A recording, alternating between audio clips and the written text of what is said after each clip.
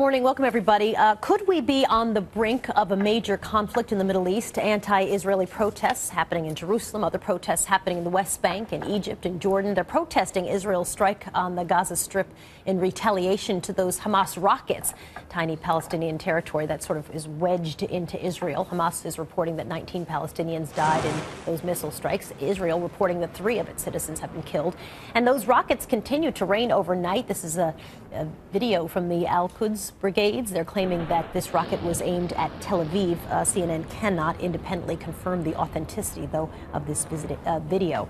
DFM Ayalon is the Israeli deputy foreign minister. He's also former Israeli ambassador to the United States. We've had opportunities, unfortunately, over the years to have conversations about things like this, and now I feel like we're back at it again. Let's talk first about the ceasefire.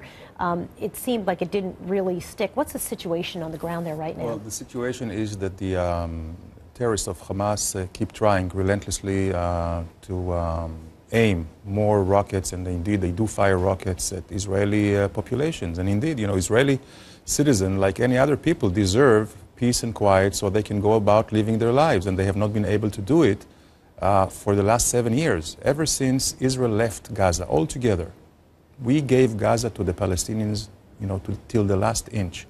And instead of peace and quiet, reconciliations, coexistence, they have fired more and more arms against us. The situation now has been exacerbated because of the so-called Arab Spring. What happened is that the Hamas was able now to get more accurate and long-ranged missiles from the caches of Gaddafi. They still get a lot of from Sudan and Iran.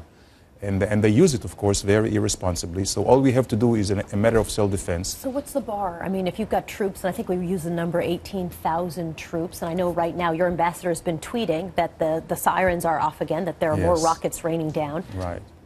What's the end game? See, we have to remember, Sola, that the distance between Tel Aviv and Gaza is less than 60 miles. So once they have rockets of 50, 60 miles, they can really threaten the entire country. This is, of course, intolerable. And what we want to do is first and foremost achieve peace and quiet. That means to stop the rockets. Can you do that by amassing 18,000 troops on the ground with sort of a sense for a lot of people who are watching from the outside that we're on the brink of a ground war? We do not want to get into Gaza. We want to minimize collateral damage. We have been very careful. But the problem is that there is a double crime against humanity by Hamas. First, they target only civil populations on our side.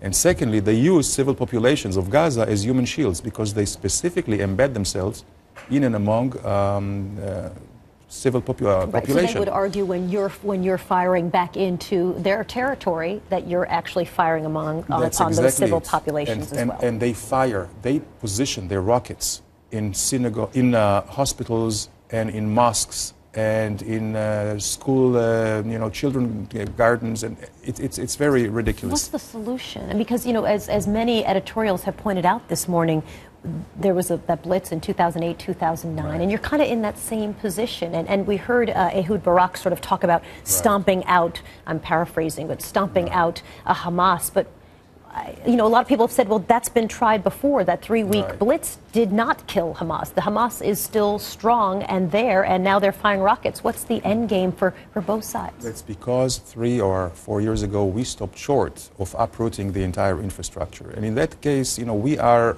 kind of reluctant warriors. We do not want to get into Gaza if we don't have to. But if they keep firing at us, we will have to do it. So a ground operation is still in the cards. It's kind of a touch and go. And we have very, very simple, specific goals. What would be the thing that would trigger a ground operation? What would happen that you'd say, that's it, we're in? I would say if we will see in the next 24, 36 hours more rockets launched at us, I think that would be the trigger. So it's just more rockets. And that's not a very long time frame you're giving them. You're giving them another day and a half, 2 days. Well, again, it's a touch and go.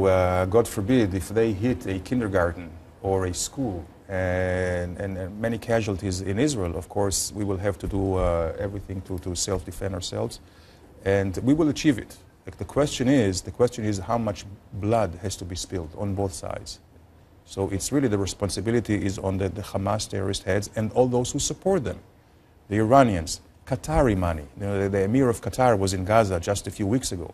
This is just preposterous, and so I think it's important for the international community to keep the pressure on Iran, on Qatar, And Hamas, you know, which is considered a terrorist organization not only in the United States but throughout the world, in Europe as well, they should be cut off from any aid.